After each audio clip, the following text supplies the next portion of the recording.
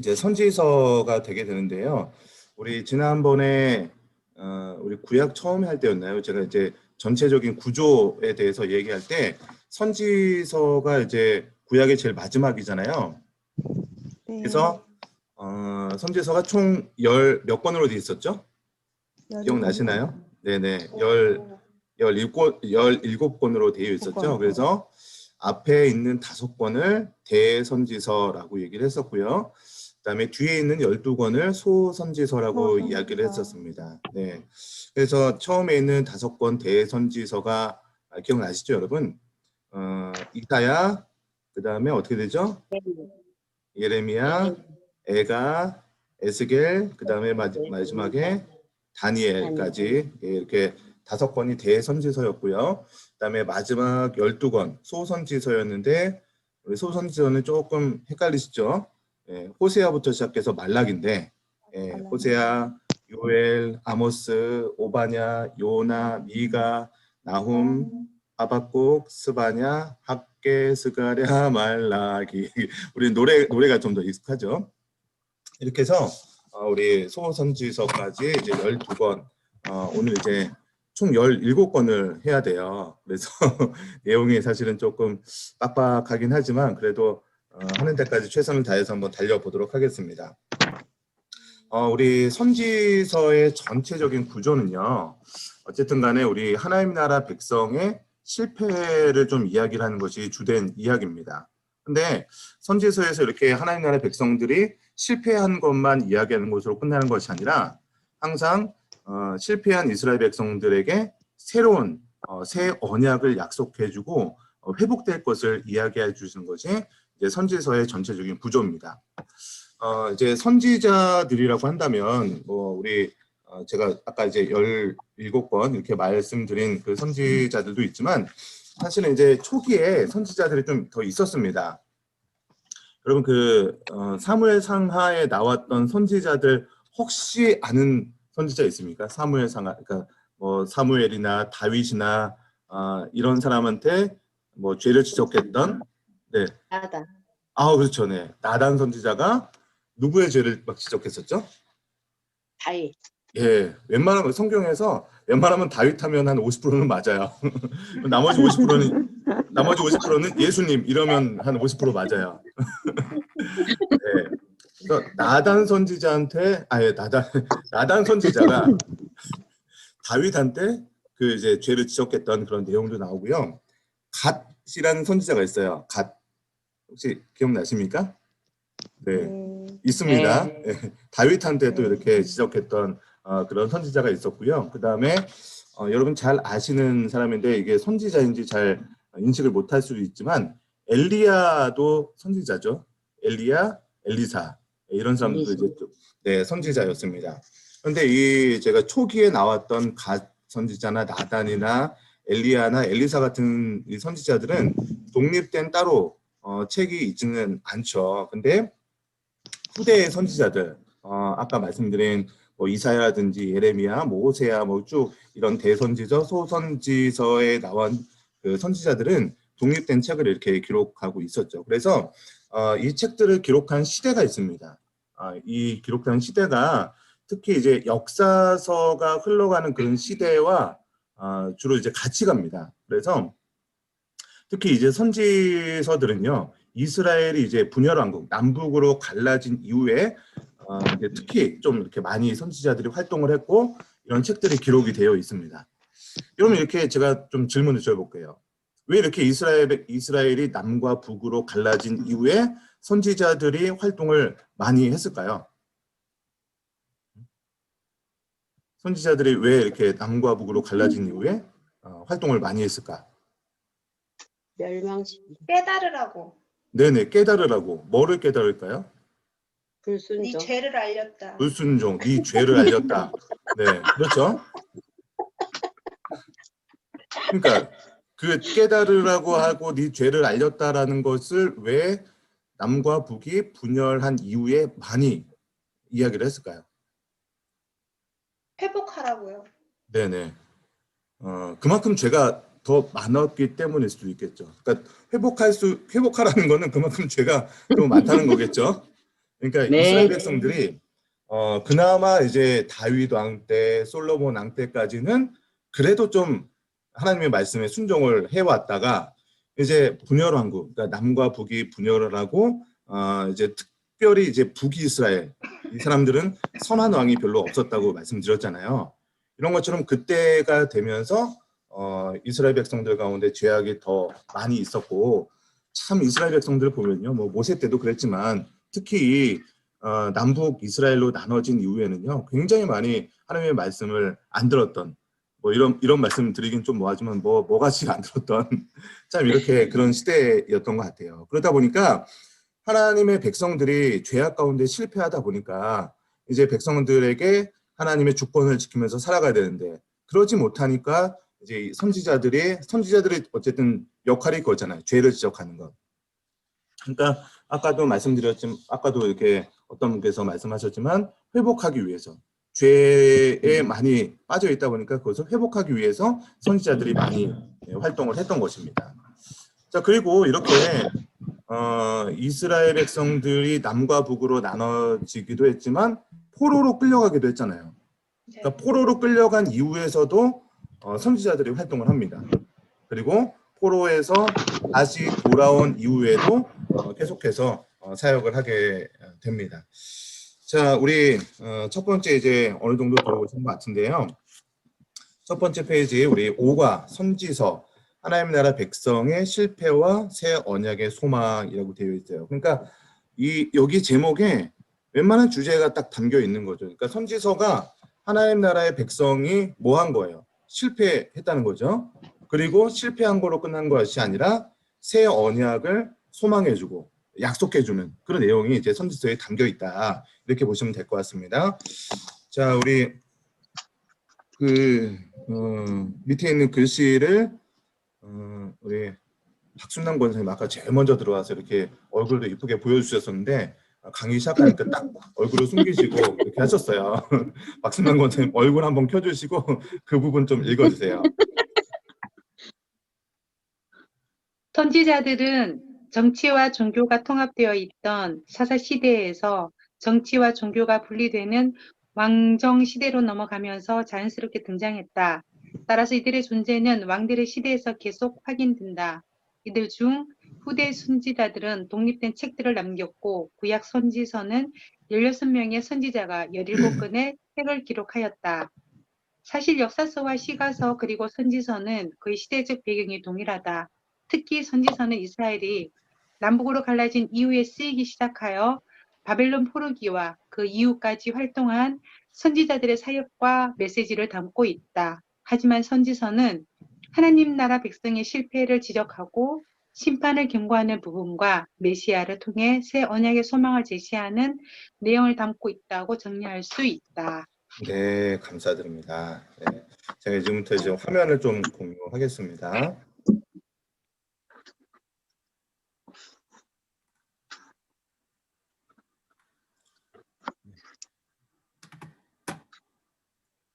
화면 다 보이시죠? 네. 네. 자, 여기 이제 68페이지를 펴보시면 되고요. 이제 선지서의 전체적인 구조에 대해서 좀 이야기를 하고 있습니다. 여기 글을 보니까 선지서 한눈에 보기라고 되어 있고요. 선지자들은 하나님의 율법과 주권을 거부한 이스라엘의 죄악과 더불어 열방의 죄악에 대해서도 지적을 하고 있다. 하지만 선지서는 심판으로 끝나지 않고 하나님 나라를 이루어 가시는 하나님의 열정을 담고 있다. 다시 주님을 따르게 될 하나님의 백성인 새 이스라엘에 대한 소망을 전하고 동시에 하나님 나라를 대적하는 악한 자들에 대한 멸망을 약속한다. 이렇게 나와 있습니다. 지금 이렇게 표가 나와 있는데요. 가운데 동그라미에 이렇게 선지서라고 되어 있고요. 선지서를 좀 반으로 이렇게 좀 나눴습니다. 반으로 나누니까 반의 한 부분은 죄에 대한 심판과 경고라고 되어 있고요. 또 한쪽 면에서는 회복의 소망과 새 언약의 약속이라고 되어 있죠. 자, 그런데 또 죄에 대한 심판 경고에 대해서 화살표가 두 개가 되어 있죠. 그러니까 그 죄에 대한 경고를 두 대상에게 동시에 하고 있다는 거예요. 자, 첫 번째 대상은 누구냐면 유다와 이스라엘, 그러니까 북이스라엘과 남유다를 이야기하는 것이겠죠. 자, 그리고 또 다른 한편에서는 이제 열방에 대한 죄를 지적하고 거기에 대한 심판을 경고하는 내용입니다. 여러분, 그러니까 지금 이스라엘 백성들에게 선지자들이 당연히 자기 나라의 하나님의 백성들에 대한 이런 심판을 예고하는 것은 이해가 가지만 어떻게 보면 열방에 대해서 죄를 경고하고 이런 것들은 아니 저 사람들은 뭐 하나님 나라 백성도 아닌데 왜 이렇게 열방에 대한 심판을 예고할까라고 생각할 수도 있겠지만 사실은 이제 하나님께서 이 유다와 이스라엘 백성들만 하나님의 선민으로 사용을 하시는 게 아니라 이 세상 만물이 사실은 하나님의 땅이고 하나님의 백성들이죠. 그래서 이 열방을 때로는 하나님께서 심판의 도구로 사용하시기도 하고 열방들조차도 회복하기도 하고 때로는 사용하기도 하는 그런 일들이 동시에 벌어지고 있습니다. 그래서 이 선지서들의 전형적인 구조가 이렇게 되는 거예요. 그래서 선지서에서는 웬만한 선지서에서는요 이렇게 죄를 지적하는 것이 가장 큰 어떤 그 선지서의 역할이라고 할 수 있습니다. 자, 그런데 여기서 끝나는 것이 아니라고 했죠. 반을 나눠서 오른쪽 이제 회복 부분에 보면은 처음에는 이제 유다와 이스라엘에 대한 죄를 지적했다면 이제는 회복에 대해서 이야기를 하게 되는 것이죠.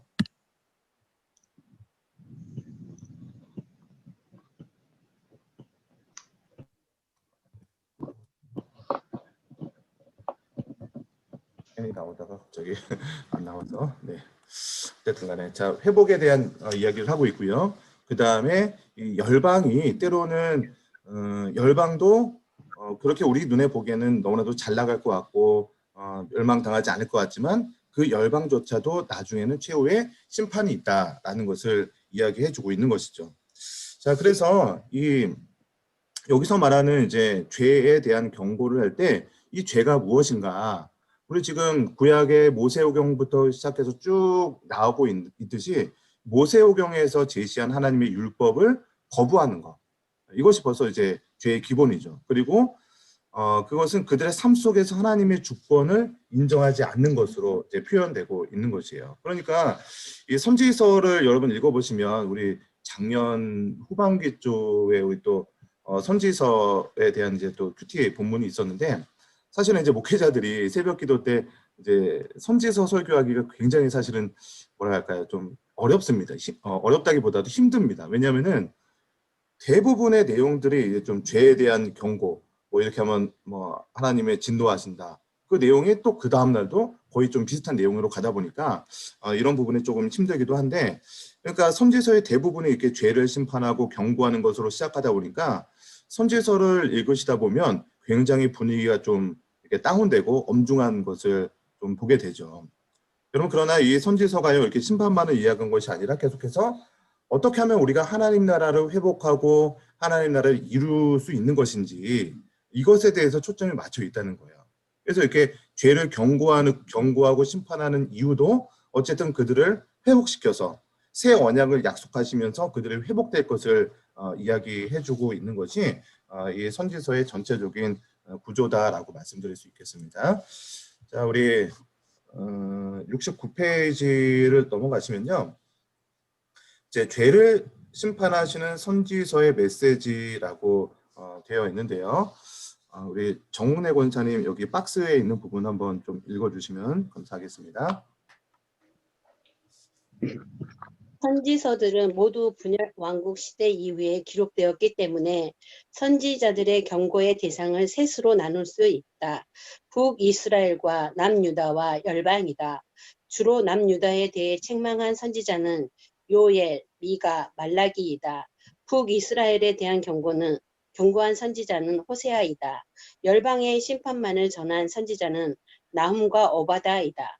아모스는 세 대상 모두에게 메시지를 전했고 이사야, 에레미야, 에스겔, 스바냐는 남유다와 열방에 대해 경고하였다. 예외적으로 학개와 스가랴, 요나, 하박국 그리고 다니엘은 하나님의 주권에 대해 다양한 상황에서 독특한 방식으로 계시하고 있다. 네, 감사합니다. 이렇게 동그라미가 3개가 있고 오른쪽 밑에 이렇게 네모 박스가 되어 있는데 요게 선지서의 전체입니다. 사실은. 굉장히 심플하고 단순하죠. 이렇게 보면은. 근데 또 세부적으로 들어가면 좀 깊을 수도 있습니다. 자, 먼저 이렇게 남유다에 대해서 심판을 예고한 선지자들을 보면은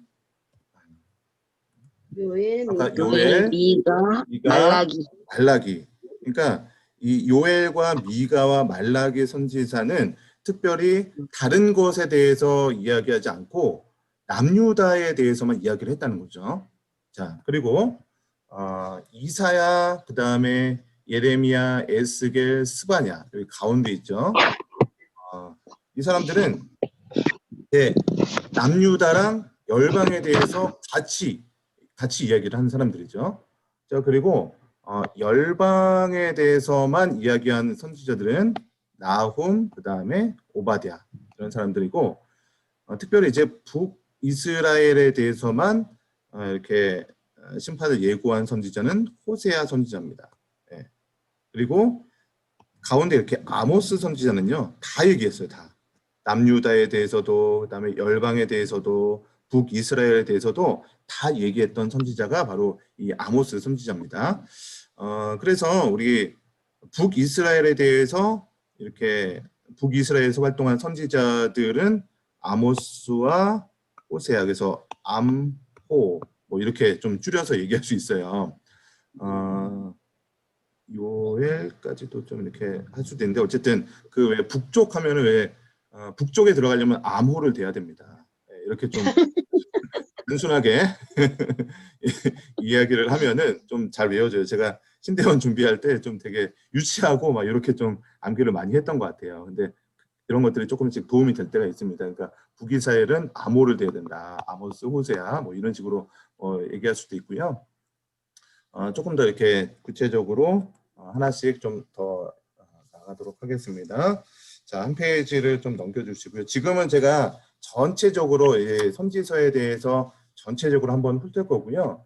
이제 이게 끝나면 이제 이사야부터 좀 한 권씩 좀 자세히 들어갈 겁니다. 그래서 앞부분을 이렇게 조금 이렇게 뭐라 그럴까요? 간단하게 넘어가고 있습니다. 자, 우리 70페이지를 보시면은 이제 선지서 출신지 그리고 시대적인 구분이라고 되어 있어요. 우리 권민아 집사님, 우리 박스 한번 좀 읽어주시겠어요? 남유다의 전반기에 하나님께로 돌아올 것을 가르친 선지자는 유엘이고 북이스라엘이 멸망하는 과정으로 접어드는 여로보암 왕 때 호세아, 아모스, 요나가 사역하였다. 북이스라엘을 멸망시킨 아수르의 침략에 맞서 두려워하던 남유다 히스기야의 통치 전후로 이사야, 미가 선지자가 사역했다. 이후 남유다가 므낫세 왕 이후로 하나님을 떠나 멸망의 길로 갈 때 나훔, 하박국, 스바냐, 오바댜, 예레미야 선지자가 사역했으며 암울한 포로 시대를 지나고 있을 때 다니엘과 에스겔 선지자가 활동했다. 포로기가 끝나고 귀환한 유다 백성들이 성전 재건을 주저할 때요? 주저할 때 학개와 스가랴가 사역했다. 이후 신앙의 회복을 외치며 하나님의 주권을 선포한 선지자가 말라기이다. 네, 감사합니다. 여기 보시면 이제 북이스라엘 출신 선지자들 그리고 남유다 출신 선지자들 이런 사람들이 나옵니다. 보시면은 아까 이제 북쪽 아까 누구라고 했습니까? 암호 얘기했었죠. 예, 아모스, 호세아 당연히 그쪽 출신 선지자니까 그쪽에서 많이 활동을 했겠죠. 네, 요나 선지자도 이게 북쪽 이스라엘 출신의 선지자입니다. 네, 요나는 이제 좀 그 아수르에 대해서 이렇게 좀 니느웨로 가서 사역을 했던 그런 선지자죠.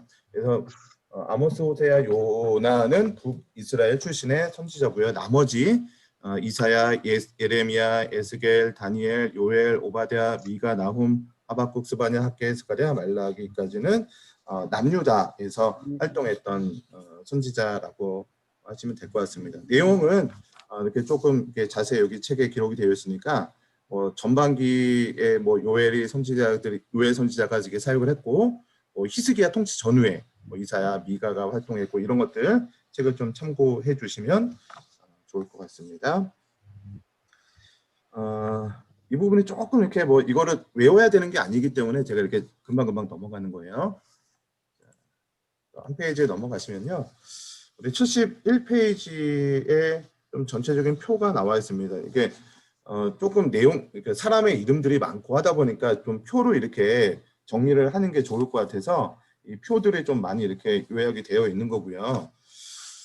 자, 우리 정순아 고차님 아까 읽으셨나요, 혹시? 네, 우리 박스, 네, 그럼 박스의 남북 왕조 시대 이 부분 좀 부탁드리겠습니다. 남북 왕조 시대에는 북이스라엘의 타락이 두드러지기 때문에 북이스라엘 출신 선지자들이 이때 왕성하게 활동했다. 호세아, 아모스, 요나가 그들이다. 북이스라엘이 멸망하고 남왕조 시대에는 유다가 타락하기 시작한다.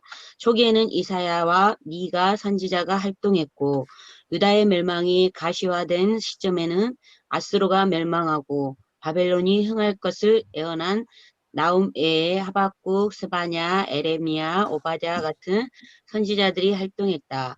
바벨론 포로기에는 각각 1차에 끌려간 다니엘과 2차에 끌려간 에스겔이 유배지에서 활동했다. 고레스 칙령으로 예루살렘으로 귀환한 포로 귀환 시대에는 성전 건축을 독려했던 학개와 스가랴, 그 이후에 타락을 경고한 말라기 같은 선지자들이 활동했다. 네, 감사합니다. 네, 감사합니다. 자, 밑에 표를 보시면은 우리 선지서를 이해할 때 이렇게 솔로몬 이후 시대를 4개로 좀 크게 나눠서 이해하시는 것이 좀 편합니다. 첫 번째 보시면 우리 남북 왕조 시대라고 되어 있죠. 그러니까 남북 왕조 시대, 우리가 좀 쉽게 분열 왕국 시대라고 좀 이야기를 하는 시대가 이 시대입니다. 그래서 이 시대에 좀 강성했던 그 외세를 보면은 어느 나라가 강성했죠?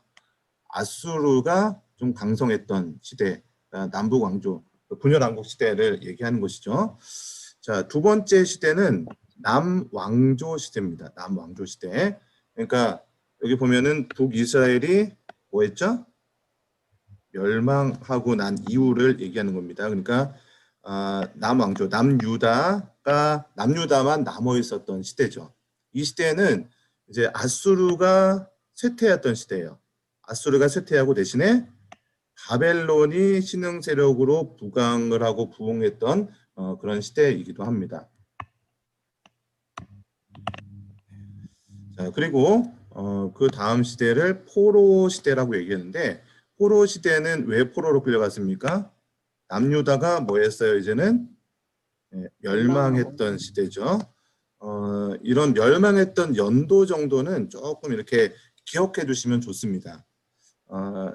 북이스라엘은 BC 722년에 멸망을 했고요. 남유다는요 586년에 멸망을 했습니다. 그래서 저는 이제 586 컴퓨터 뭐 486 컴퓨터 뭐 그런 거 있었잖아요. 그래서 남유다는 이제 586 컴퓨터 나오는 시대에 멸망을 했다. 뭐 그리고 뭐 이거는 그냥 외웠어요. 네, 저도 722년. 그랬어요. 네, 이게 뭐 특별히 떠오르지가 않더라고요. 어쨌든 간에. 자, 그래서 포로 시대에는 이제 남유다가 멸망을 하고 여기 있던 사람들이 바벨론으로 포로로 끌려갔던 그런 시대가 되겠죠. 자, 그리고 이제 포로 귀환 시대입니다. 자, 말은 이제 뭐 조금 포로 시대, 포로 귀환 시대 이렇게 좀 어렵게 느껴질 수 있겠지만 이런 시대적인 흐름을 보시면은 잘 이해가 됩니다. 왜 포로가 귀환을 했냐? 바벨론이 멸망을 했기 때문입니다. 바벨론이 멸망을 하고 페르시아가 지배하는 시대가 되었는데 페르시아의 초대, 그때 바사라고 했었죠. 바사 왕의 초대 왕이 누구죠? 고레스. 예, 제가 요 외국들 이렇게 외국 열방에 대해서 좀 이렇게 초반에 좀 강의를 했었잖아요. 원래 이제 페르시아의 키루스 왕 이렇게 얘기했던 거 기억나시는지 모르겠습니다. 그 키루스 역사적으로는 이제 키루스 대왕이라고 하고 성경에서는 키루스를 이제 고레스라고 이야기를 하죠. 그래서 고레스 대왕이 보니까 이 바벨론이 왜 멸망을 했을까 알아보니까 이들은 포로들을 다 끌고 와서 여기서 이제 포로 생활을 시켰는데 그러다 보니까 이 바벨론이 멸망을 했다. 이런 것을 보다 보니까 이제 바사왕 고레스는 포로를 다시 본국으로 귀환하는 정책을 썼던 거죠. 예, 그러다 보니까 이제 포로 귀환 시대가 좀 되게 되는 것이죠. 자, 이거 좀 깨끗하게 지우고요. 자, 이 시대에 이제 어떤 선지자들이 좀 활동을 했었나 이게 좀 중요하겠죠. 자, 이 시대에 자 일단은 남북 왕조 시대 여기를 좀 보겠습니다. 먼저. 자, 아까도 좀 이렇게 북쪽 이스라엘에서는 아모스, 호세아, 암호 계속 제가 얘기하니까 좀 기억나시죠? 거기다가 네. 요나까지 이렇게 이 사람들이 좀 활동을 했습니다. 자, 남유다와 북이스라엘 분열된 이후에 특별히 이제 북이스라엘에 선한 왕들이 좀 거의 없었습니다. 뭐 거의 없었어요. 거의 없는 게 아니라 북이스라엘은 없었습니다. 그러다 보니까 북이스라엘이 엄청나게 타락을 하게 됐죠. 그래서 북이스라엘 출신의 선지자들이 이때 당시에 이제 왕성하게 활동을 하게 되는 것이죠. 그래서 북이스라엘의 이 선지자들 3명, 호세아, 아모스, 요나 선지자들이 이 당시에 이제 활동을 했습니다. 남쪽에서는 이 당시에 이제 요엘 선지자가 좀 활동을 했었습니다. 동시대를 본다면, 그러니까 요엘 선지자가 좀 그때 당시에는 뭐 이렇게 많이 활동은 안 했겠죠. 자, 그 다음에 시대가 이제 남왕조, 이제 북이스라엘이 멸망을 할 그 타이밍에 활동했던 선지자가 누구냐면, 자, 이사야와 함께 미가 선지자가 많이 활동을 했습니다. 그러니까 북이스라엘이 이렇게 멸망을 하는 것을 보고 있음에도 불구하고 남유다가 정신을 못 차리는 거예요. 그래서 이 초기에는 이사야 선지자 그리고 미가 선지자가 주로 활동을 했습니다. 자, 이렇게 이사야와 미가 선지자가 활동했음에도 불구하고 남유다가 정신을 못 차리는 거예요. 그러다 보니까 선지자들이 추가되는 거죠. 자, 나훔, 하박국, 스바냐 이렇게 3명의 선지자가 더 추가로 이렇게 등판이 됩니다. 그러고 나서도 이렇게 정신을 못 차리니까 이제 남유다가 멸망을 할 즈음에 더 활동했던 선지자가 오바댜, 그 다음에 예레미야.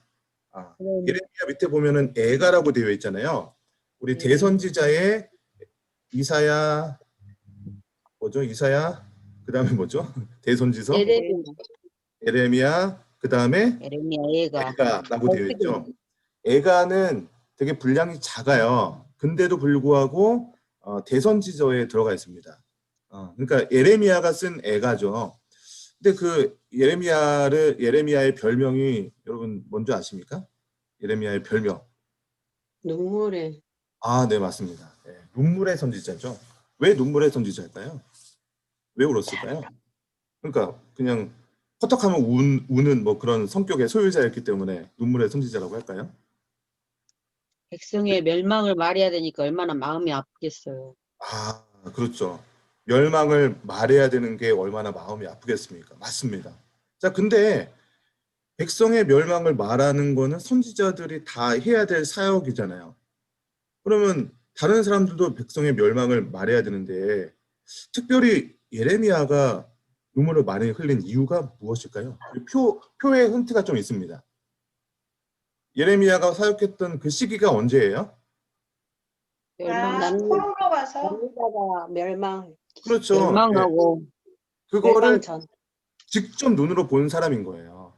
네. 예레미야는 그러니까 다른 선지자들은 너희들 그렇게 활동하면 혼난다, 망한다. 그걸 계속 경고했던 선지자라면 특별히 예레미야 선지자는요. 그 시대에 멸망하는 그 광경을 직접 눈으로 목격하고 포로로 끌려가는 모습들까지 다 눈으로, 뭐 시디게 같은 경우는 눈이 막 꼽히고 막 그러잖아요. 그런 것들을 선지자로서 직접 보니까 내가 그렇게 멸망한다고 했는데 말을 안 듣는 것을 직접 눈으로 보니까 여러분 한번 자녀들을 생각해 보세요. 너 그러면 혼난다 너 뭐 큰일 난다. 근데 자녀가 막 어떤 뭐 일이 생기면 얼마나 마음이 아프겠습니까? 부모로서. 그런 마음이 있기 때문에 예레미야는 뭐 그 모습을 보다 보니까 눈물을 안 흘릴 수가 없는 거죠. 예. 그래서 예레미야를 눈물의 선지자 뭐 이렇게 좀 이야기를 하게 됩니다. 자, 그 다음에 이제 포로 시대에 아까도 여기 박스에도 되어 있지만 다니엘과 에스겔 선지자가 포로로 1차로 그리고 2차로 에스겔이 이렇게 끌려가게 됩니다. 그러면서 거기서 활동했던 선지자가 이제 다니엘 그리고 에스겔 선지자가 되는 것이죠. 자, 그리고 바벨론이 멸망한 이후에 자, 포로에서 귀환을 시켰어요. 페르시아 고레스 왕이 포로를 귀환을 시켰는데 포로 귀환을 하면서 이스라엘 백성들이 제일 먼저 했던 것이 무엇일까요? 성전 재건. 그렇죠. 성전을 재건하는 거죠. 성전. 그러니까 이스라엘 백성들에게 있어서 이 성전이라는 것은요, 너무나도 중요한 그 정체성과 같은 그런 존재가 바로 성전인 거죠. 그래서 성전을 만들고, 자, 성전에 누가 들어가요? 백성들이 살잖아요. 그러니까 백성들을 개혁을 해야 되고, 그리고 성전이 있다면 성전을 보호할 뭐가 있어야죠? 성벽 주변에 뭐가 있어요? 성전 주변에 성벽이 있죠. 그래서 성벽을 재건하는 일들을 했던 사람들이 누구예요? 느헤미야. 네, 그렇죠. 느헤미야. 네, 그렇게 되는 겁니다. 그래서 여기서 학개 선지자, 스가랴 선지자, 이 사람들은 특별히 어떤 성전 건축, 뭐 이게 백성을 개혁하고 뭐 이런 일들을 감당했던 선지자들이 바로 학개와 스가랴 선지자고요. 마지막에는 이제 말라기 선지자가 그럼에도 불구하고 성전도 건축하고 백성들이 개혁을 했음에도 불구하고 다시 또 이렇게 정신을 못 차린 일들을 거행한다며. 말라기 3장 같은 경우는 뭐 11조에 대한 내용도 나오고 뭐 여러 가지 그 경고를 하는 내용들이 나오잖아요.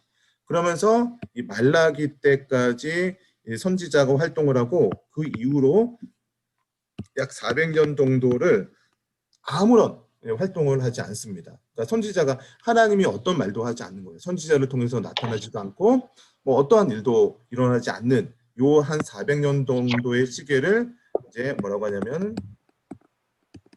암흑기라고 이야기를 합니다. 자, 이제 이스라엘의 역사에서는 아무것도 일어나지 않는 암흑기지만 우리 밖에 열방에서는 굉장히 많은 일들이 일어났죠. 이제 뭐 헬라의 뭐 알렉산더 대왕이라든지 뭐 그런 사람들이 세계를 제패하기도 하고 로마가 그 이후에 헬라를 지배하고 로마가 이제 많은 일들을 이제 세계를 좀 제패하는 그런 일들이 이 암흑기 때 일어났죠. 그러면서 이제 이 다음은 잘려 있군요. 네. 그 이제 신약 시대 때는 그래서 이 헬라가 세계를 제패했던 그런 역사들, 그리고 로마가 이렇게 제패했던 역사들이 시대적인 배경 가운데 이제 신약 성경이 시작되게 되는 것이죠. 자, 우리 넘어가겠습니다. 자, 우리 아까 박스 오른쪽에 내용상 독특한 선지서들이라고 되어 있던 부분들 있었죠. 자, 우리 요 성경 말씀은 뭐 이렇게 좀 책략을 하겠습니다. 자, 다니엘서는 뭐 어떤 성경이었냐 보니까 여러분 아시겠죠? 다니엘과 세 친구들, 예, 세 친구의 믿음과 하나님 나라의 묵시. 다니엘도 보면 이제 묵시 문학이라고 되어 있잖아요. 막 뿔 달린 사람들 막 나오고 막 그런 것들 있죠. 이런 것들을 이제 묵시 문학이라고 하는데, 다니엘과 세 친구의 믿음과 그리고 하나님 나라의 묵시, 어떤 뭐 그런 판타지 소설 같은 그런 일들이 많이 그려지고 있습니다. 자, 이제 요나는요. 아까 요나 선지자가 어디 출신이라고 했죠? 북이스라엘. 그렇죠. 북이스라엘에 들어가려면 암호를 대시요 뭐 이렇게 해도 될 것 같아요. 네. 네, 그래서 요나 선지자도 이제 북이스라엘 출신의 선지자인데요. 요나가 이제 불순종을 했죠. 뭐 하나님이 명령을 했어요. 저기 아수르 니느웨에 가서 그 사람들에 대한 경고를 해라. 근데 요나가 거기에 순종하지 않았죠. 예. 그래서 불순종하고 나니까 나중에 하나님이 결국은 그쪽으로 보내겠죠. 물고기 뱃속에 들어갔다가 물고기가 토해낸 다음에 막 이렇게 다시 그 니누에 막 몇 바퀴 돌면서 막 선포했더니 니누의 사람들이 다 회개하는 거예요. 그렇죠? 그런 말도 안 되는 일이 일어나는 것을 보면서 요나가 막 하나님한테 막 따지잖아요. 왜 내가 그럴 줄 알았습니다, 하나님. 그러면서 하나님에 대해 또 막 화내니까 이제 그 나뭇잎 큰 거 이렇게 자라게 했다가 너무 편하다가 그 나뭇잎이 없어지기도 하고 그런 일들이 이제 요나서에 있었죠. 그래서 하나님께서는 열방조차도 사랑하시는 내용, 이 니누에, 아수르의 니누에조차도 회복시키는 그런 내용들이 담겨 있는 게 요나 선지서였죠. 그러니까 좀 그 전형적인 그런 패턴하고 좀 별도의 그런 선지자들이 활동했던 그런 내용들을 따로 모은 겁니다. 그 전형적인 패턴은 뭐라고 했어요? 죄를 지적하고 새 언약을 선포하는 거. 이런 것들인데 이 요나서나 다니엘 이런 것들은 그런 전형적인 패턴이 아니라는 거예요. 내용상 좀 특이한 선지서들입니다. 자, 세 번째는 이제 오바댜인데요. 오바댜는 특별히 이 에돔에 대한 심판의 내용을 이야기를 하고 있고요. 그리고 나움서는요. 여기도 니누에 대한 멸망을 이야기를 하고 있습니다.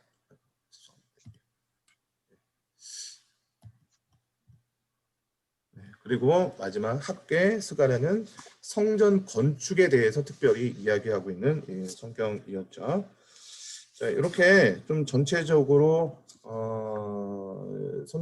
선지서들에 대한 좀 구조를 좀 이야기를 했습니다. 그래서 74페이지를 보시면 자, 다음은 선지서를 하나님 나라 관점으로 정리한 것이다. 각 권의 주제를 참고하여 대선지서 각 권의 내용을 정리해보자. 자, 제가 이렇게 그 선지서, 대선지서, 소선지서 뭐 이런 것들을 뭐 그 시대별로 분류해 보기도 하고 출신지별로 분류해 보기도 하고 뭐 어떤 뭐 특이한 내용들을 좀 분리해 보기도 했는데요. 여러분 그 선지서에 대해서 이게 좀 어떤 느낌을 갖고 계신지 모르겠어요. 우리 정은혜 권사님 선지서 하면 좀 어떤 느낌이 있으세요? 그냥 느낌. 네. 느낌이요? 네. 참 외로웠겠다. 네. 외로웠겠다. 많이 힘들었겠다. 네, 네. 그리고 그렇죠. 이렇게 잊히는 소리에 이렇게 돌아보지 않으니까 참 눈물을 많이 흘렸겠다 생각이 드네요. 네, 감사합니다. 우리 박미경 권사님은 선지서, 소선지서, 대선지서 막 이렇게 17권 선지서를 딱 앞에 대하면 어떤 느낌이 드세요? 아까 우리 정은혜 권사님은 선지자를 볼 때 느낌을 얘기했다면 선지서였구나. 네, 선지서 책들 막 구조 막 이런 걸 보면 어떤 느낌이 드세요? 굉장히 무거운 느낌이 들고 네. 그런 게요. 어렵네? 아니 그러니까 딱 맞아요. 어려울 것 같아요. 네, 되게 어렵고 무거워요. 사실 네, 이걸 읽을 네, 때마다. 그쵸. 그랬던 것 같아요. 네. 네, 저도 일단은 대답 안 하겠습니다. 네네. 아니 제가 뭐 하셔야 될 대답들을 다 하셨어요, 사실은. 네. 어렵고 무겁고 별로 이렇게 흥미가 가는 성경은 아닌 것 같아요. 그러니까 저도 그래요, 사실은. 저도 지금 이렇게 강의를 하고 있지만 저도 강의안이 없으면 막 이렇게 구조에 대해서 그 암호요, 요거 아까 뭐 요 정도 뭐 이런 것들은 좀 알겠지만 굉장히 좀 사람을 헷갈리게 하고 그 사람은 되게 많은데 내용은 그렇게 많진 않거든요. 특별히 소선지서 같은 경우는 12명이나 돼요. 막 12권이나 되는데 이거 막 다 좀 특이하기도 하고 좀 되게 헷갈리기도 하고 좀 그렇게 됩니다. 근데 이렇게 선지서가 복잡하고 좀 어렵게 느껴질 수 있지만 이 사실 우리 역사서 공부할 때도 역사서 우리 남왕국 뭐 북이스라엘 남유다 이런 거 왕들 막 계속 나오면 사실 좀 되게 힘들게 느껴질 수 있을 거예요. 그리고 뭐 모세오경도 마찬가지죠. 사실은 레위기 들어가면은 제사법 나오고 출애굽기에 어떤 그 성전에 대한 재료들 나오고 막 그러면 사실 되게 복잡하고 어렵게 느껴질 수 있거든요. 그러니까 성경을 보실 때 그런 어떤 지엽적인 부분들, 그러니까 세부적인 부분들을 막 파고들다 보면은 성경이 되게 어렵고 복잡하고 좀 이렇게 느껴질 수 있는데 저희가 지금 하는 이 성경 프로그램의 주제가 뭐예요? 하나님 나라 관점으로 성경 관통이잖아요. 그러니까 성경을요, 하나님 나라의 관점으로 어떻게 볼 것인가. 그러니까 성경을 왜 뚫는다고 하잖아요. 성경을 관통한다고 하잖아요. 그러니까 어떤 관점으로 성경을 관통하는가, 이 부분에 맞춰서 보게 된다면 이런 복잡한 내용들도 지금 우리 저기 모세오경부터 이렇게 다시 한번 언급한다면 모세오경에서는 야 그래 하나님 나라 관점으로 보는데 모세오경은 뭐였지? 그래 하나님 나라를 세워가는 그런 기본적인 세 가지 구조를 이루는 내용들이었지. 하나님의 백성을 만드는 내용들, 그리고 하나님의 백성들을 만드셨으면 하나님의 백성들이 살아가야 될 터전, 이 땅을 가나안 땅을 주시려고 했겠지. 그리고 그들이 그 땅에서 어떠한 율법을 지켜야 되는지, 주권을 지킨다는 것이 무엇인지 이런 것들을 얘기했다면 이제 역사서에 가서는 정말로 그렇게 살아갔는지 뭐 이런 것들을 좀 실제적으로 살아갔던 내용들, 그리고 시가서는 그렇게 살아가다 보니까 여러 가지 경험들이 쌓이게 되고 거기서 지혜가 나오게 되는 것이 시가서라면, 선지서는요 그 시대에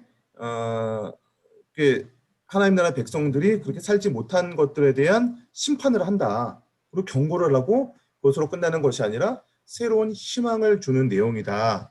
이렇게 좀 커다랗게 이 선지서를 한번 이렇게 딱 감싸고 나면은 세부적인 내용들은 좀 이렇게 이 선지자는 요 정도 이야기를 했구나. 대선지서에 나온 이사야나 예레미야나 뭐 다니엘이나 에스겔은 좀 특별히 이런 특징이 있구나. 요 정도로만 갖고 넘어가셔도 사실은 전체적인 그 성경을 관통하는 데에 큰 무리는 없습니다. 그러니까 제가 뭐 하는 내용들은요, 이제 강의니까 세부적으로 한번 들어보시고 흘리셔도 됩니다. 요 내용들을 또 어떤 뭐 우리가 이제 성경 설교를 듣다 보면 혹은 또 이런 강의를 또 다음에 들을 때가 있잖아요. 그러면 그때 다시 한번 들어보는 거야. 그때 김영 목사가 북이스라엘의 출신의 선지자는 뭐 아모를 대라고요. 뭐 이런 얘기도 했다는데 보니까 호세아 선지자가 북이스라엘 선지자였구나. 뭐 이런 것들이 한번 기억날 수 있는 거죠. 그러니까 이런 정도로 우리가 선지서도 이해하고 넘어가면 좋지 않겠나 싶습니다. 그래서 이 선지서는 크게 다루고 있는 내용이 무엇이었죠? 전형적인 선지서에서는 죄를 지적한다고 했죠. 죄를 지적하는데 특별히 북이스라엘과 남유다의 죄도 지적했지만 어디에 죄도 지적했어요? 열방에 대한 죄도 지적했습니다. 그리고 이런 죄를 지적한 것으로 끝나는 것이 아니고 소망에 대해서, 회복에 대해서도 이야기를 하는데 이스라엘이 회복될 것이다. 이런 회복에 대한 새 언약을 통해서 메시아를 통해서 회복될 것을 이야기를 했고, 동시에 그렇게 망하지 않을 것 같았던 열방들도 멸망당하는 그런 이야기를 했던 것이죠. 그래서 이 정도로 큰 틀을 잡고 넘어가시면 좋을 것 같습니다. 자, 이제 한 권씩 이렇게 좀 굵직굵직한 책들입니다. 이사야, 그다음에 예레미야, 에스겔, 다니엘 뭐 이런 이제 대선지서로 좀 한 권씩, 왜냐면 이게 사실은 개별적으로 성경을 읽다 보면 이사야서나 뭐 이런 것들이 좀 아까도 말했듯이 어렵게 느껴져요, 사실은. 그렇다 보니까 제가 오늘 할 분량이 좀 많다고 말씀드렸잖아요. 제가 이사야서 오늘 뭐 예레미야서 끝까지 좀 어느 정도 할 수 있는 만큼 다루려고 하다 보니까 시간이 조금 이렇게 빡빡할 것 같아서 제가 오늘은 뭐 시작하자마자 거의 1분 만에 강의로 이렇게 들어갔는데요. 먼저 우리 책에서는요, 우리 교재에서는 그냥 아마 블랭크로 되어 있는 부분인데요. 74페이지 정도 되겠네요. 74페이지부터 보시면 그냥 이사야, 예레미야, 예가 뭐 이런 식으로만 되어 있잖아요. 쭉 76페이지까지 그냥 그 책 제목만 나와 있는데요. 이 부분을 뭐 이렇게 좀 스피드하게 좀 짧은 시간 내에 조금 이렇게 전체적으로 다뤄보는 시간을 가졌으면 좋겠다 이렇게 생각을 했고요. 자, 먼저 우리 이사야서를 좀 이렇게 다뤄보도록 하겠습니다. 여러분 이사야서가 총 몇 권으로 되어 있는지 아십니까? 66권. 아, 네, 대단하십니다. 어떻게 이렇게 어려운 거를 잘하시는지 모르겠어요. 네. 구분해 놨잖아요. 네. 네, 그 성경도 몇 권입니까, 여러분? 66번. 네, 성경도 66권이에요. 참 이렇게 희한해요. 참, 네, 성경 그러게요. 66권이고 얘도 66권이고. 근데 음, 이사야서를 보다 보면요. 우리 구분에도 보시면은 1장부터 12장, 그다음에 23장까지, 35장까지, 그다음에 39장까지 이렇게 좀 나눠져 있고요. 나머지 66장까지 앞에 4단계까지가 이렇게 있는데 구약 성경이 몇 권으로 되어 있어요? 구약 성경이 39. 39권, 그렇죠. 39권, 신약 27권. 네, 27권. 예, 여기 이사야서도요. 배열이 좀 비슷해요. 네. 요런 그래서 성경에 좀 엑기스를 좀 뽑아놨다. 성경의 좀 축소판이다. 좀 이렇게 얘기하기도 합니다. 뭐 성경의 노른자다라고 하는 성경이 뭐죠? 신약 성경에 있는데 성경의 노른자다. 네, 그런 얘기 잘 안 들어보셨습니까? 로마서가 성경의 노른자라고 얘기를 해요. 뭐 가장 엑기스적인 그런 핵심적인 뭐 그런 부분들이 로마서에 이렇게 담겨 있는데 이사야서는 좀 성경 전체를 한번 아우르는 성경으로 보시면 될 것 같습니다. 자, 이사야서는요 사실 대표적인 선지서예요. 그러니까 전형적인 그 선지서의 구조를 가지고 있는 성경입니다. 네. 그러다 보니까 제가 읽을 내용이 그냥 넘어가 있네요. 자, 이사야서를 보면요. 하나님의 백성인 이스라엘의 심판에 대한 경고가 굉장히 디테일하고 자세하게 기록이 되어 있어요. 특별히 1장부터 시작해서 12장까지 뭐 굉장히 많이 24장부터 35장까지 굉장히 많은 그런 어떤 그 이스라엘 백성들의 심판에 대한 기록이 되어 있고요. 그다음에 아까 이제 죄를 심판할 때 이스라엘에 대한 심판 말고 또 어디를 심판한다고 했죠? 열방을 심판한다고 했잖아요. 그래서 13장부터 시작해서 23장까지도요. 이 열방에 대한 죄를 심판하는 내용들이 담겨 있어요. 그러니까 선지서의 전형적인 죄를 심판하는 남유다, 그다음에 열방에 대한 심판 예언이 전형적으로 담겨 있죠. 이것뿐만 아니라 선지서의 전형적인 그게 뭐가 담겨 있다고 했죠? 회복에 대한 메시지가 담겨 있다고 했잖아요. 그래서 뭐 이 이사야서의 뭐 굉장히 중간중간에요. 뭐 4장, 7장, 9장, 뭐 42장, 53장 뭐 이렇게 여러 부분에 미래에 대한 소망에 대한 이 메시아에 의해서 그런 미래가 예언되어 있는 부분들이 굉장히 많이 담겨 있는 게 이 이사야 선지서입니다. 그러면 이사야 이러한 메시지 사이에 또 뭐가 있냐면 특이한 장면이 하나 있어요. 36장부터 39장까지는 뭐가 있냐면 히스기야 왕 시대에 활동했던 그런 내용들도 담겨 있습니다. 그래서 여러분 이 이사야서에 나타나는 이 다양한 메시지가 모두 기록되어 있기 때문에 이사야를 전형적인 선지서라 이야기를 하게 됩니다.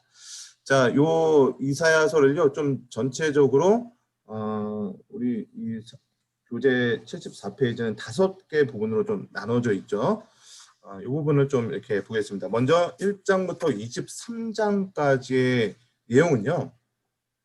주로 이런 겁니다. 유다와 세계 열방에 대한 심판, 이런 내용들이 제가 이렇게 맨 마지막에 여기 적을 거는 제가 정리해서 이렇게 한번 보여드릴 거예요. 그러니까 여기서 뭐 어떻게 정리해야 되나, 그러니까 메모만 살짝 하시고요.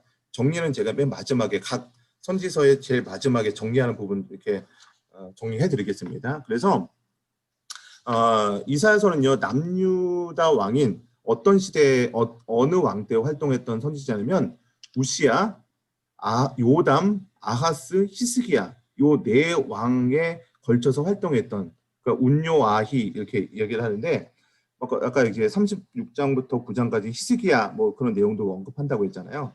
이런 것처럼 우시야, 요담, 아하스, 히스기야 시대에 활동했던 선지자입니다. 그러다 보니까 이 이사야 선지자는요 북이스라엘이 멸망한 이후에 아수르가 강성했던 시기에 사역했던 선지자입니다.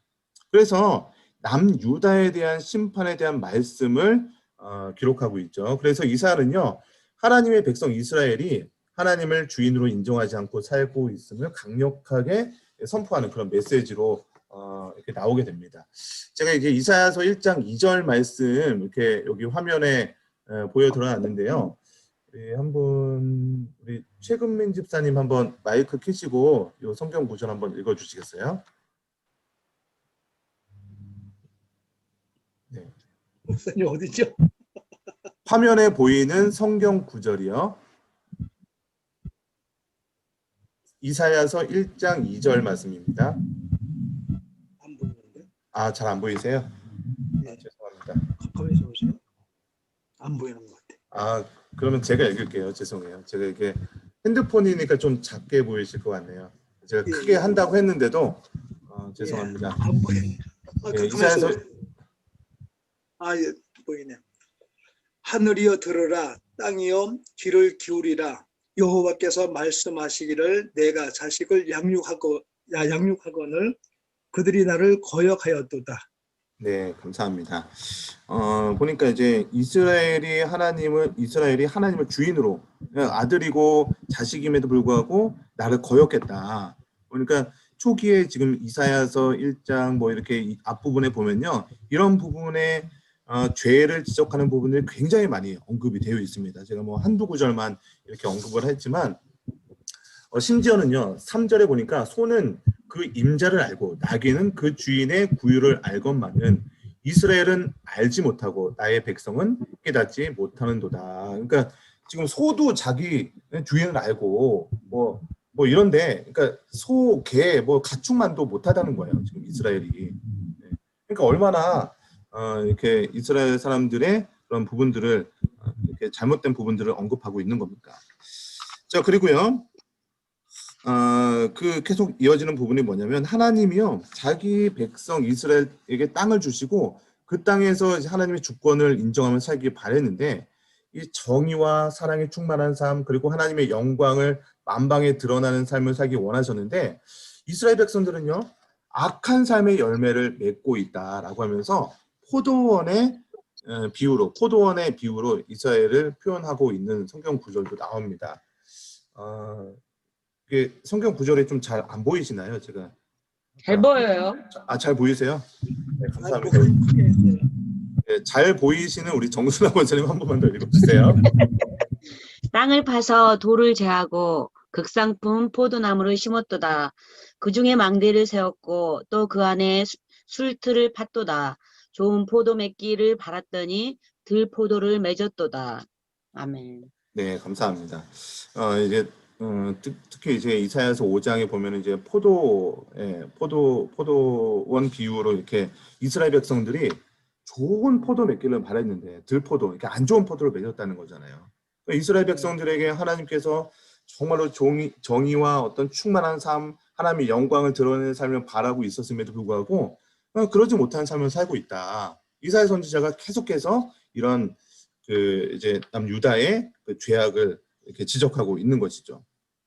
자, 그래서 이사야는요, 이러한 삶을 살아가기 때문에 하나님의 그런 징계를 피할 수 없게 되었던 것이죠. 그래서 그때 당시에 이방의 강국, 아까 제가 어느 나라가 강국이라고 했어요? 그 당시에? 아수르. 예, 아수르. 그래서 이방이었던 아수르를 하나님의 백성을 징계하는 도구로 사용하는 것을 보게 됩니다.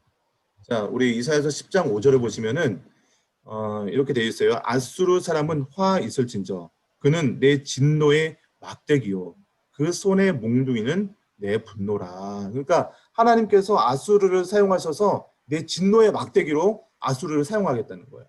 그래서 아수르를 쳐서 아수르를 들어서 이스라엘 백성들을 치는 그런 도구로 사용하고 있는 것이죠. 자, 그런데 이사야서는요, 이 유다뿐만 아니라 그 열방들, 그러니까 뭐 바벨론이나 아까 말했던 아수르나 모압이나 다메섹, 부스, 뭐 에돔, 아라비아, 두로 이런 열방들에 대한 심판들도 쭉 열거를 하는 내용들이 있어요. 성경의 옆에 있으신 분들은 이렇게 성경 한번 이렇게 좀 들춰보세요. 이사야서 10장부터 시작해서 23장까지의 성경을 보시면요, 계속해서 그 앞에 뭐 어떤 누구에 대해서 뭐 두로에 대해서 뭐 그런 식으로 열방에 대해서 계속 심판하는 내용들이 계속 기록이 되어 있습니다. 그러니까 13장부터 23장까지는요, 다 이런 내용들이에요. 열방에 대한 심판의 내용.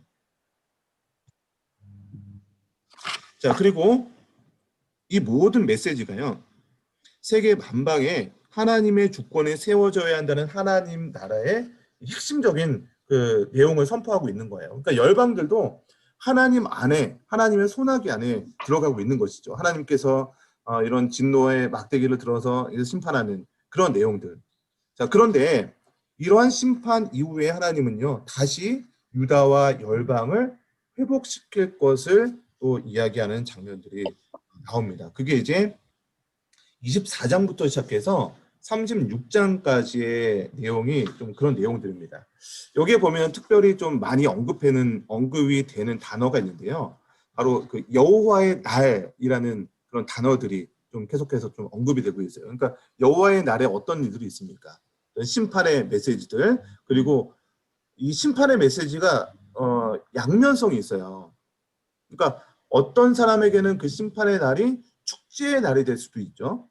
그렇죠? 하나님의 그런 말씀에 순종하고 이런 사람들은 여호와의 날이 오면은 하나님께서 메시아가 오게 되면 드디어 내가 기다리던 그 메시아가 오셨구나. 그러면서 그 축제의 날이 되고 회복의 날이 되는가 하면 어떤 대상들에게는 그 날이 이제 저주의 심판의 날이 될 수 있는 것이죠. 자, 그래서 이사야서는요, 계속해서 여호와의 날에 대해서 이야기를 하는데요. 그 여호와 하나님이 임재하실 그 날은요, 하나님의 주권을 인정하며 살아가는 자들에게는 회복과 소망의 날에 된다라고 그런 내용이 기록되어 있는 게 25장부터 27장까지의 내용들이 좀 그런 내용들입니다. 주로. 그리고 하나님의 주권을 무시하면서 자신의 뜻대로 살아가는 백성들에게는 심판의 날이 될 것이다. 이런 내용들이 담겨 있는 게 주로 28장부터 35장까지의 내용들이 됩니다. 그리고 이사야서를 보면 아까 제가 이제 히스기야 왕 시대에 활동했던 그 선지자라고 말씀드렸는데 특별히 36장부터 시작해서 39장까지의 내용을 보시면요, 히스기야 왕 시절의 이야기들이 기록이 되어 있습니다. 그러면서 하나님의 주권을 인정하며 순종하는 자들에게 하나님의 도우심이 약속되어 있는 내용들이 저기 36장에서 39장까지 히스기야에 대한 내용이 갑자기 좀 생뚱맞게 이렇게 나오기도 합니다. 자, 여기까지가 바로 하나님의 주권을 인정되지 않는 하나님 나라와 열방에 대한 심판을 경고하면서 또한 회복을 촉구하는 그런 말씀이었다면, 이제 마지막 40장부터 66장까지의 내용을 보시면 이제 메시아를 통한 하나님 나라를 소망하는 그런 장면들이 기록이 되어 있습니다. 자, 선지서는 아까 제가 말씀드린 대로 하나님의 백성의 실패를 지적하고 심판한다, 이것으로 끝나는 성경이 아닙니다. 죄를 지적하고 책망하는 것은요, 회복에 대한 소망을 주기 위함이었어요. 그래서 이사야는요, 회복될 하나님 나라를 전하고 있습니다. 그래서 그 좀 회복될 하나님 나라에 대한 내용이 40장부터 48장까지 좀 이렇게 기록이 되고 있고요. 그리고 회복될 도구로 이방 왕이 사용될 것을 언급을 하고 있는데, 여기에 누가 나오냐면 44장, 45장에 보면요, 그 바사왕 고레스, 기름 부은 왕 고레스에 대한 내용이 44장, 45장에 이렇게 나오게 됩니다. 자, 그리고 아까 진노의 도구로 사용될 아수르 그리고 바벨론과 같은 이 강대국에 대한 그 강대국도 멸망하게 될 그런 예언들은요, 46장, 47장에 그런 내용들이 나오게 되고요.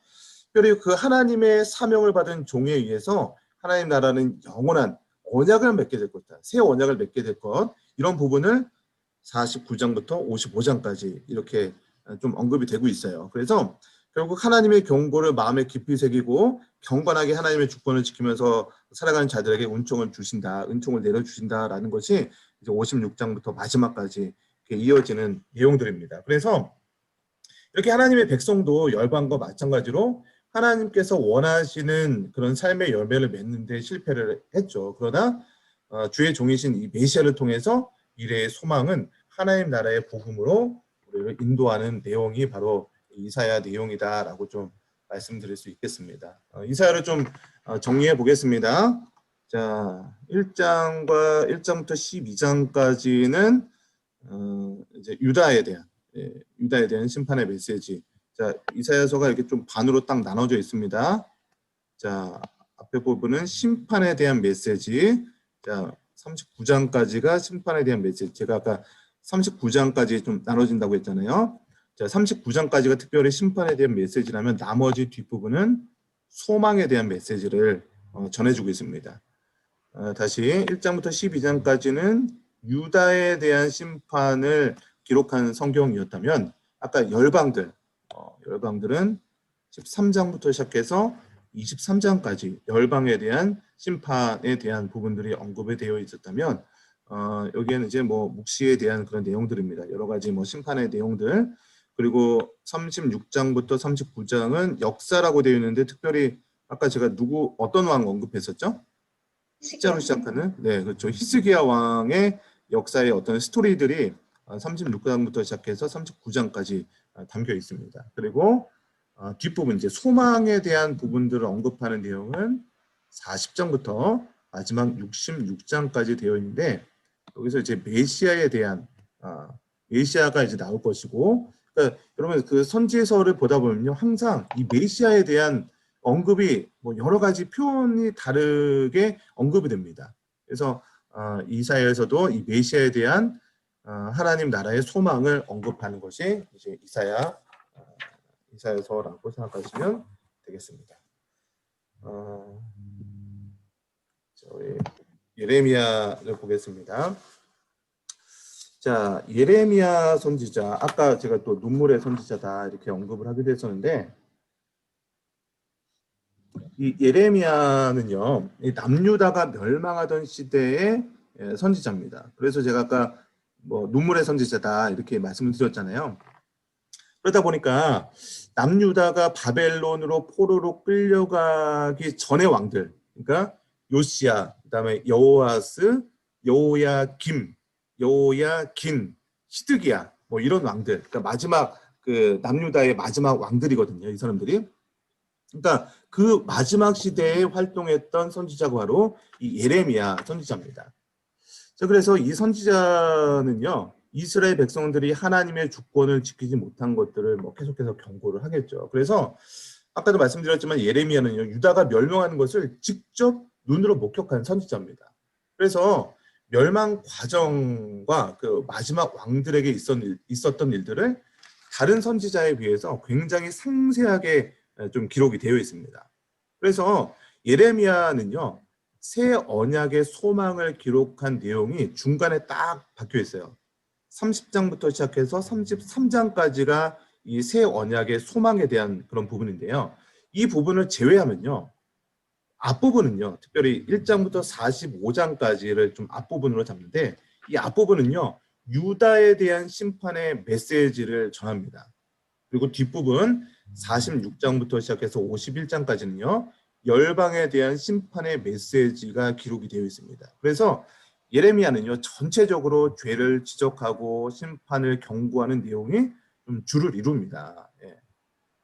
그리고 그 예레미야의 특징은요, 여러 가지 실물들을 이렇게 비유로 설명을 합니다. 그래서 뭐 예를 들면은 썩어버린 배띠, 그러니까 배로 만든 띠, 뭐 이런 것들, 그런 그 비유를 하기도 하고요. 그다음에 취하게 하는 포도주, 13장에 그런 내용들도 나오고요.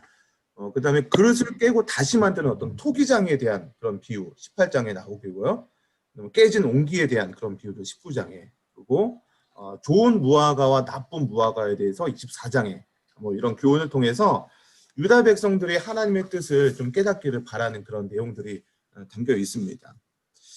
자, 우리 하나님의 주권을 거부하고 추방하는 내용도 나오는데요. 우리 예레미야 2장 13절 말씀 우리 정인숙 권사님 한번 화면이 보이시면 좀 읽어주시겠어요? 예레미야 2장 13절.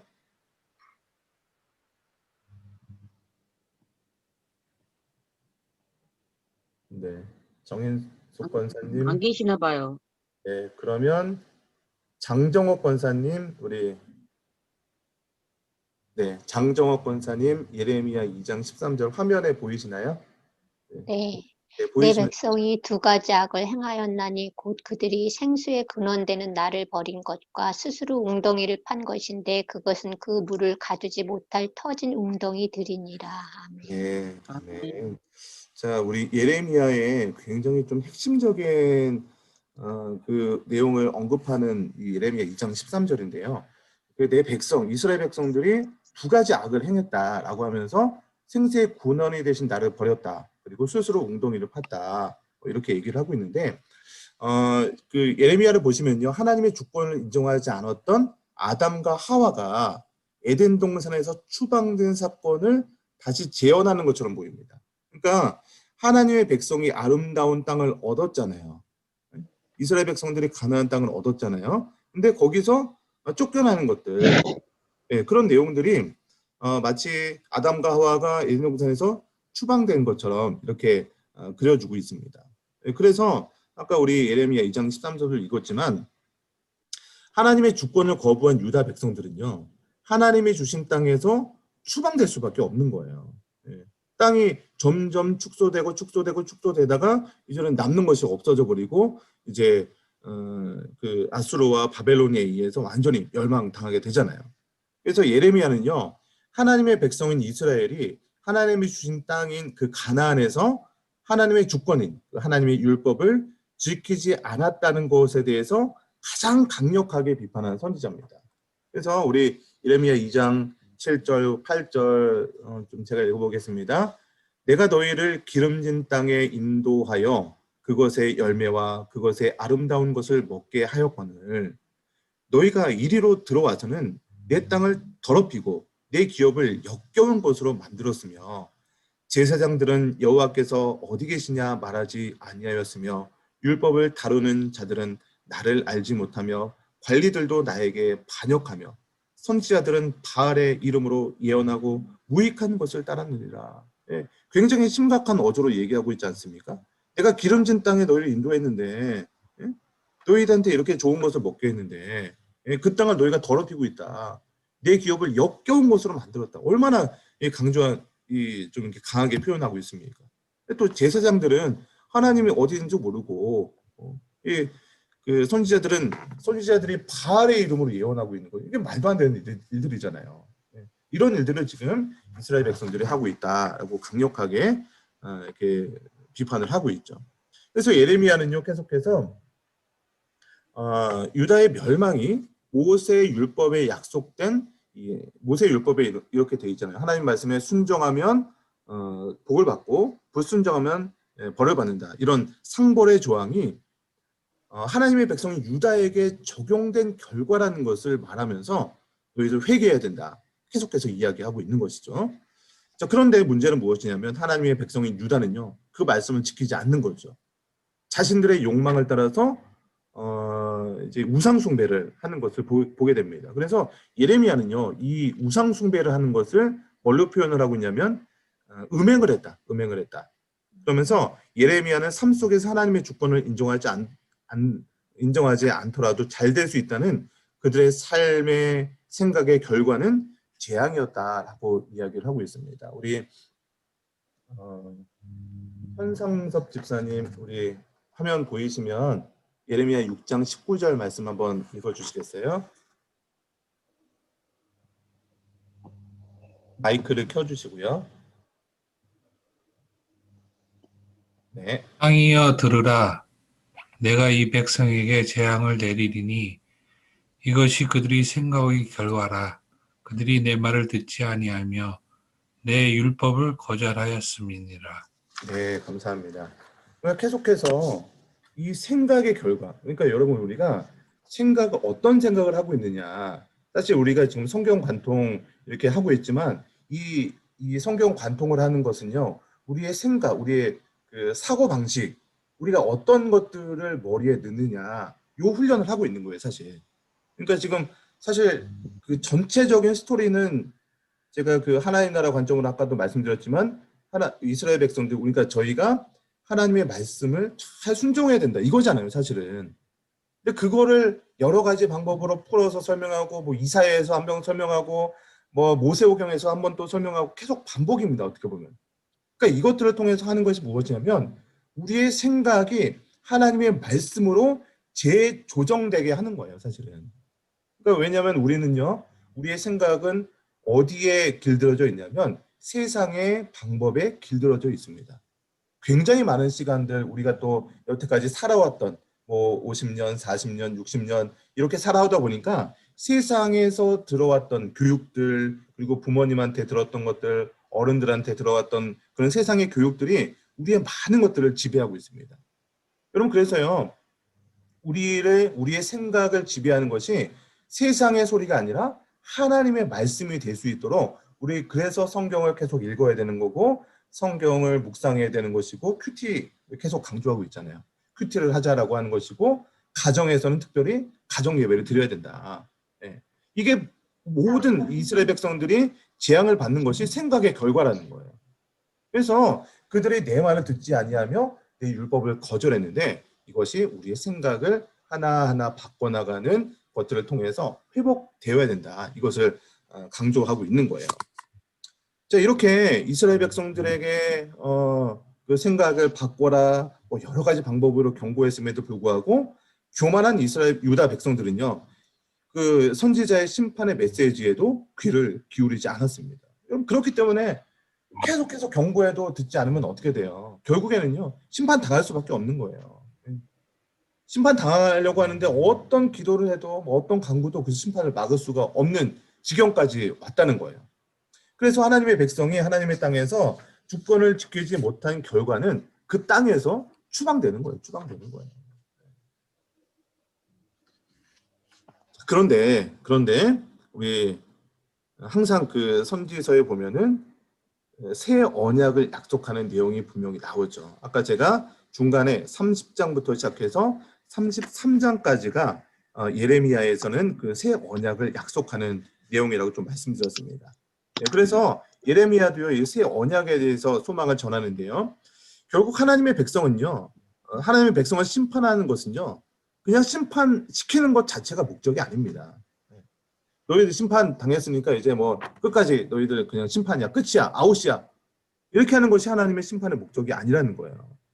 하나님이 비록 진노하셨으나 회개하고 하나님 나라를 소망하는 자들에게 새 언약을 통한 회복을 약속해 주고 있는 것이죠. 그래서 그 회복은요, 그들이 하나님이 되셔서 다스리는 거예요. 하나님이 그들을 다스리는 거예요. 예, 그래서 유다 백성들이요, 나아가서는 하나님을 소망하는 모든 백성에게 하나님 나라가 임하는 것이죠. 그래서 예레미야 31장 31절에 보시면은 우리 한번 염재용 집사님, 한번 좀 읽어주시겠어요? 여호와의 말씀이니라. 보라, 날이 이르니 내가 이스라엘의 집과 유다 집에 새 언약을 맺으리라. 네, 이렇게 되어 있죠. 새 언약을 맺을 것이다. 예. 새 언약을 맺은다는 것은 그 전에 있었던 많은 그런 언약, 그런 언약들과 또 다른, 그 언약 가지고는 안 되기 때문에 메시아를 보내주어서 메시아를 통해서 회복해 주실 것을 약속해 주는 것이 바로 새 언약입니다. 그래서 새 언약의 약속은요, 예수 그리스도를 통해서 성취될 수 있는 거예요.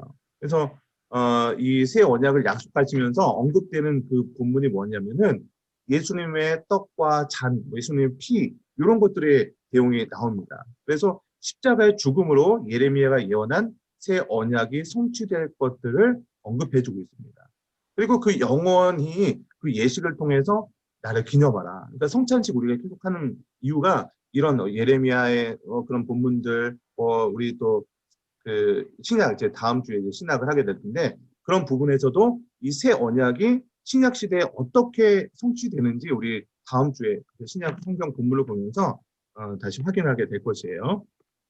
그래서 예수 그리스도를 믿는 모든 사람들은요, 하나님의 백성이 되게 되는 것입니다. 그렇게 예레미야는요, 죄를 지적하지만 동시에 새 언약을 통한 하나님 나라의 회복을 선포하면서 소망을 주는 성경이 예레미야 성경이었습니다. 자, 예레미야 정리하겠습니다. 자, 우리 가운데 뭐가 있었죠? 제가 새 언약을 약속하는 부분이 가운데 딱 30장부터 33장까지 언급되어 있다고 말씀드렸죠.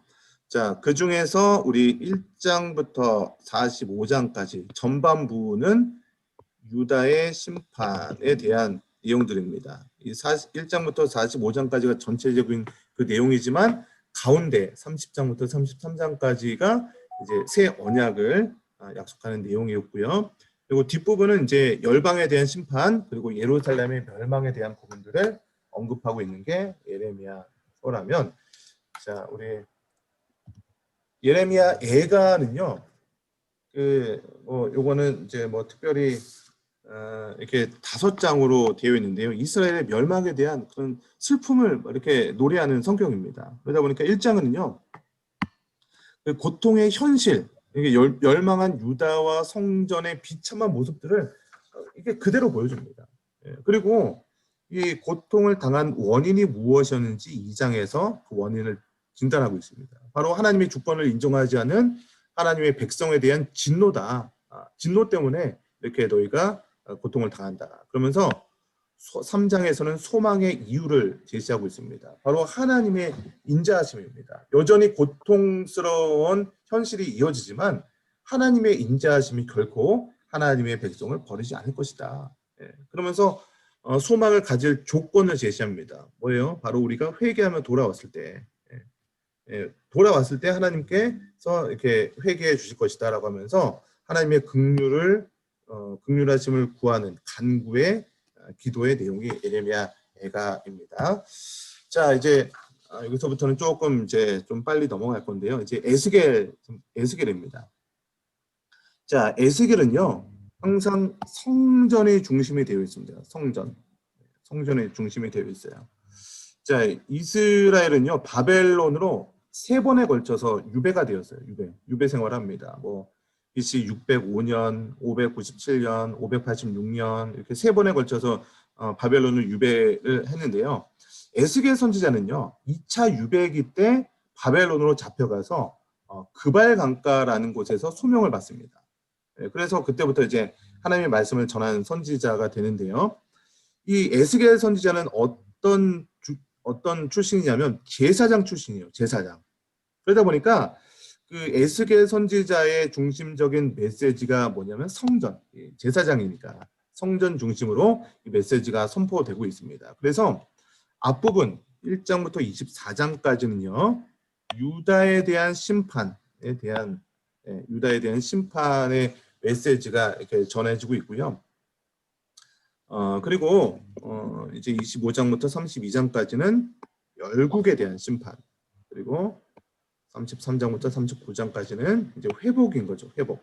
이스라엘의 회복, 그리고 악인들의 멸망에 대한 것, 그리고 나머지 40장부터 48장까지는 이제 새로운 성전에 대한 환상들, 이런 뭐 이렇게 막 날아다니고 막 그런 환상들이 나옵니다. 그래서 이 공통적으로 이 에스겔서를 보면요, 성전에 대한 환상이 굉장히 많이 나옵니다. 그래서 첫 번째 환상은요, 좀 8장부터 11장까지 뭐 어떤 이제 에스겔이 붕 떠가지고 성전에서 막 이리저리를 막 보는 환상이 보이는 거예요. 그래서 성전에서 막 우상 숭배를 하는 모습들, 죄악된 모습들, 그런 것들을 보여주면서, 자, 이스라엘 사람들이 하나님의 통치를 벗어난 그런 유다의 영적 상황들을 이런 환상을 통해서 보여주게 됩니다. 그리고 이제 두 번째 환상이 또 나오는데요. 이게 바로 이제 마지막에 나오는 새 성전의 환상, 40장부터 48장까지 환상입니다. 그래서 예전엔 그랬던 성전이었는데 새롭게 회복된 성전의 모습을 보여주면서 그 성전에서 흘러나오는 물로 이 죽어버린 바닷가가 생명으로 살아나게 됩니다. 그래서 이 환상을 통해서 하나님의 주권이 인정될 때 다시 회복되는 그런 하나님 나라의 모습이 성전의 이미지로 이렇게 형상화 시키고 있는 것이죠. 여러분, 그래서 그 에스겔의 환상을 보면 우리 그 복음성가 지금은 엘리야 때처럼인가요? 그 찬양의 가사를 보면 그 에스겔의 환상처럼 마른 뼈가 살아나네. 그 찬양 모르십니까? 저희 교회는 이렇게 복음성을 잘 안 부르는 교회라서 어쨌든 그런 뭐 CCM 가사도 있기도 합니다. 그래서 이런 굉장히 많은 환상들이 나와요. 에스겔서에 보면 뭐 두루마리 환상도 뭐 1장에서 3장까지 나오기도 하고요. 뭐 마른 뼈가 이제 큰 군대가 되는 그런 환상들 37장에 뭐 그런 내용도 나오기도 하죠. 여러분 그래서 이 에스겔서도요 전형적인 그런 심판과 회복의 패턴을 그려주고 있는 성경입니다. 자, 우리 다니엘서를 보겠습니다. 네, 다니엘서는요. 여기서부터는 조금 이렇게 간단하게 마무리하면 될 것 같습니다. 다니엘서는 총 이제 1장부터 6장까지의 내용들 그리고 7장부터 12장까지의 내용으로 이렇게 나눠지게 되는데요. 앞부분은요. 다니엘과 세 친구들이 어떻게 믿음을 가지고 싸웠는지 그 이방 땅에서 어떻게 싸웠는지 그런 것들을 보게 되고 7장부터 12장까지는 이제 묵시문학입니다. 뭐 어떤 이제 그런 네 가지 뿔이 나오고 막 그런 내용들 있잖아요. 그런 내용들이 나오는 것이 다니엘의 그 내용들입니다. 자, 이제 여기까지 하고 소선지서로 좀 넘어가도록 하겠습니다. 자, 호세아 선지자입니다. 호세아는요, 이 앞부분에 보시면 1장부터 3장까지의 내용, 그리고 4장부터 14장까지의 내용으로 바뀌게 됩니다. 여기 보시면은 선지자가 이제 선지자와 이제 부정한 여인, 고멜 선지자에 대한 호세와 선지자랑 고멜, 이게 뭐 창녀라고 이렇게 표현되기도 하는데 그 부정한 여인과의 그 관계를 통해서 나중에는 결국은 이 관계가 하나님과 부정한 이스라엘 백성들과의 관계다라고 하면서 이렇게 표현되는 선지서를 보게 됩니다. 호세아 선지자가 어느 지역에서 활동한 선지자라고요? 암호를 대라. 북이스라엘. 네, 이게 딱 이렇게 또 기억나시죠? 호세아 선지자가 이런 선지자였습니다. 제가 이게 화면을 저만 넘어갔었네요. 죄송합니다. 제가 보는 화면은 넘어갔었는데 어쩐지 되게 조용하시더라. 말씀을 해주세요. 화면 안 보이시면은. 바빠서 그런 줄 알았죠. 예, 저는 넘어갔는데 제가 보는 화면하고 공유해드린 화면하고 안 넘어갔었어요. 죄송해요. 어쩐지 이상하더라. 네, 아까 이렇게 말씀드렸던 게 이게 선지자 고멜하고 호세아 선지자가 결혼했던 부분들. 아까 그럼 다니엘서 이것도 저기 정리를 못 하셨겠네요. 다 했어요. 하셨어요? 네. 대단하십니다. 역시 이 정도 한 10주차 되니까 이제 뭐 배떡까지만 해도 아주 찰떡까지 알아들으시고 네, 감사합니다. 자, 그래서 이제 호세아 선지자는요, 이렇게 앞부분 1장부터 3장까지는 선지자와 부정한 고멜에 대한 부분들을 나눴고요. 나머지 4장부터 14장까지는 부정한 이스라엘과 하나님에 대한 이런 내용들이 담겨 있는 성경이 이제 호세아 선지자입니다. 이 소선지서는요, 이렇게 내용들이 막 사실 장수도 길지는 않고요. 내용들도 그렇게 많지는 않습니다. 그러니까 특징들만 좀 알면 돼요. 그래서 요에서는요, 이렇게 유다의 심판과 성령의 약속, 이 정도로 정리하시면 될 것 같습니다. 요에서 1장부터 3장까지의 내용들이 앞부분은 유다의 심판, 그리고 2장부터 3장은 회개와 성령의 약속에 대한 부분들이 좀 언급이 되어 있었고요. 아모스, 자, 아모스 어디 출신이에요? 호세와 함께. 예, 그렇죠. 북이스라엘. 요거는 이제 오늘 요거는 확실히 알 것 같아요. 자, 아모스는요. 1장부터 8장까지 앞부분은 죄에 대한 심판.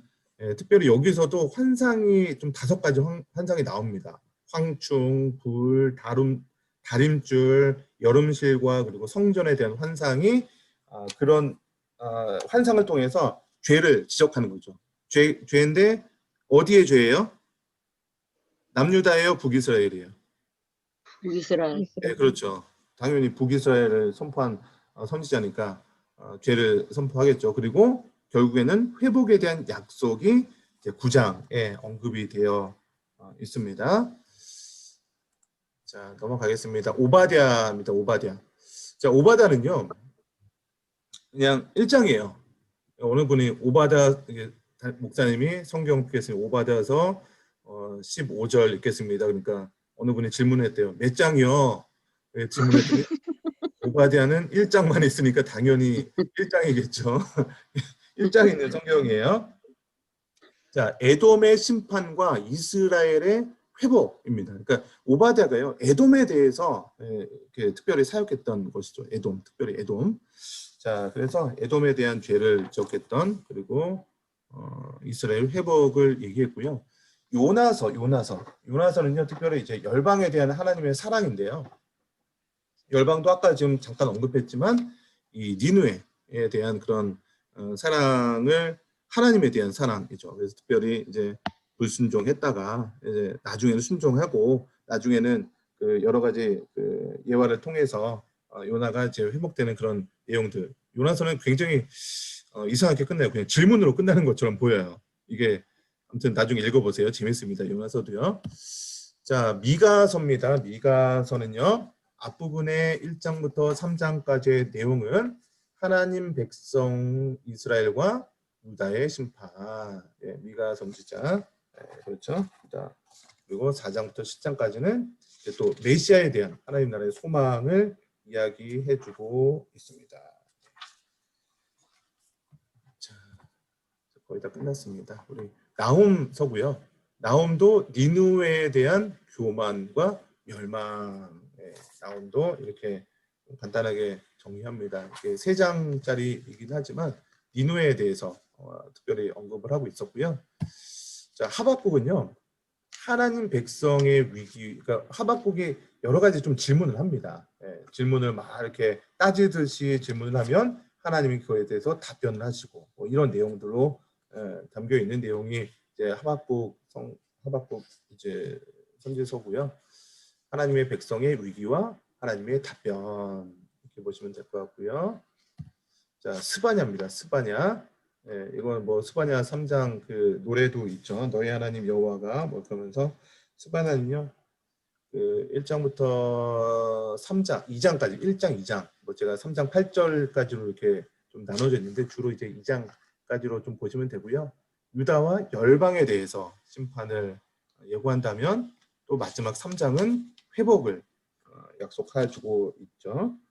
회복에 대한 소망. 그리고 마지막 학계 스가랴, 뭐 여기는 아까 누구라고 했죠? 성전에 대한 특별히 성전 재건을 계속해서 독려하는 내용이었다면 나중에 성전이 재건되었을 때 영광에 대한 약속을 2장에서 얘기해주고 있습니다. 자, 스가랴는요, 뭐 조금 길어요. 소선지서 중에서는 스가랴가 좀 길어요. 그래서 여기 좀 보이실지 모르겠는데 위에 1장부터 8장까지는요, 성전 재건에 대한 8가지 환상이 이렇게 나와 있습니다. 그래서 말탄자에 대해서 대장장이, 특량줄, 여호수아, 순금 등대, 감람류, 두루마리, 이것들은요 성경을 보시면 나중에 좀 확인될 수 있는 거니까. 그러니까 8가지 환상이 좀 나와 있다. 성전 재건을 하는데 이런 8가지 환상을 통해서 회복도 약속해 주시고 성전의 그런 공사라든지 이런 부분들을 약속해 주고 있다. 이러면서 마지막 9장부터 14장까지의 내용은요, 그러면서 결국에는 하나님 나라를 소망하는 그런 내용으로 끝나게 됩니다. 이런 게 이제 스가랴라면 마지막 우리 이제 말라기는요, 1장부터 3장까지는 하나님 백성의 타락을 경고하죠. 그 11조에 대한 그런 내용도 나오고, 또 마지막에는 회복하자 그런 부분들이 언급이 되는 게 이제 말라기서가 되겠습니다. 자, 우리 이렇게 해서